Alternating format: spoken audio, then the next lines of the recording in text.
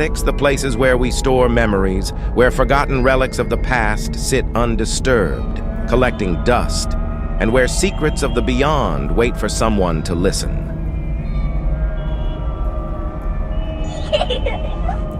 Hi, I'm Sarah, your guide to the unknown. Welcome to Ghosts in the Attic, the show that takes you to the forgotten corners of old houses where the past never really leaves, and spirits linger just out of sight. Each week, we dive into a different attic, one that holds not just old memories, but ghostly whispers from a forgotten time.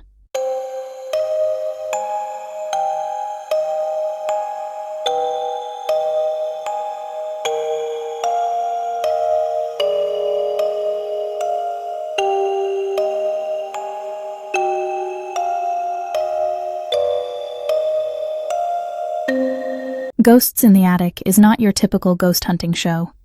We're not just chasing shadows or looking for cheap scares. We want to tell the stories of those who still linger, those who haven't moved on. I moved into this house 5 years ago. At first, I thought it was just creaky floorboards, but then I started hearing whispers, voices coming from the attic. At night, the sound of footsteps was so loud, it felt like someone was walking directly above me. I needed answers, and that's when I called Ghosts in the Attic. There's something about attics, isn't there? They're suspended between the past and the present, where the line between the living and the dead is so thin, it can almost vanish. Today, we're in an old Victorian house, rumored to have been haunted since the early 1900s. The current owners have been too scared to even go up there. Let's see if we can find out why. The mission isn't just to prove that ghosts exist, it's to connect with them, to understand why they're still here. Every spirit has a story. This attic belonged to a family that experienced tragedy in the early 1900s. The father, a clockmaker, mysteriously disappeared one night, and the rumors say he never truly left this house. They say if you listen closely, you can hear the ticking of a clock that was never found.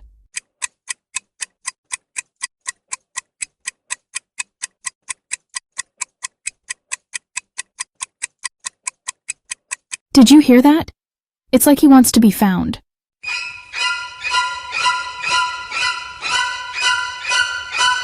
Attics are known for being hotspots of paranormal activity. The psychological weight of items kept in these spaces, old toys, letters, photographs, they carry energy. Spirits often attach themselves to objects that meant something to them in life. In an attic, you have an abundance of such objects, concentrated in one space, away from the rest of the house.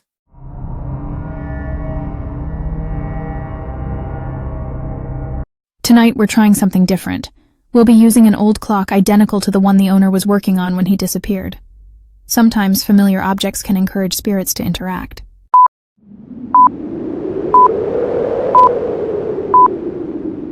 If you're here with us, can you give us a sign? Can you tell us why you haven't moved on? Did you hear that? He said, "Can't leave."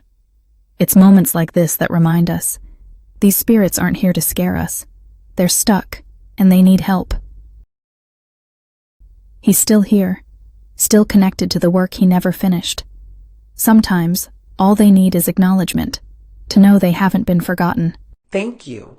I always felt there was something I finished here. Now I understand.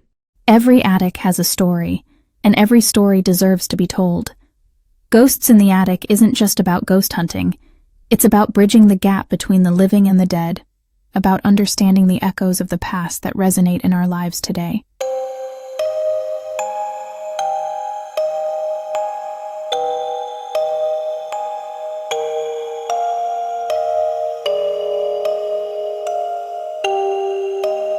Join us each week as we step into another attic, uncover another mystery, and give voice to those who can no longer speak for themselves.